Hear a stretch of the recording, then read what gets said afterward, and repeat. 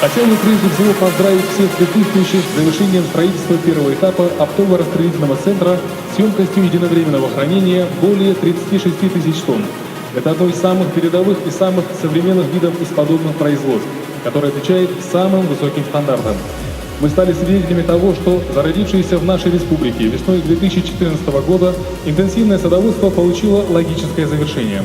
Для многих это яркий пример, как слагаемые ресурсы, знания и четкая организация производства дают отличные результаты.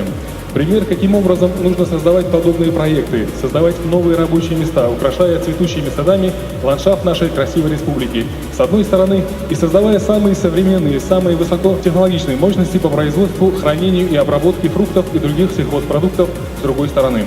На церемонии открытия предприятия сегодня присутствует министр сельского хозяйства Российской Федерации Александр Николаевич Ткачев, глава Республики Ингушетия Юнусбек Бамангеевич Ефуров,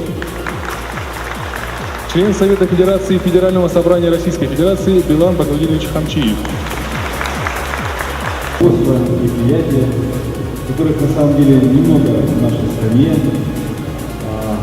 Продукция, которую можно производить у нас в стране легко и хорошо, и качественно, довольно со стороны, ну и у нас получаются такие хорошие мощные проекты.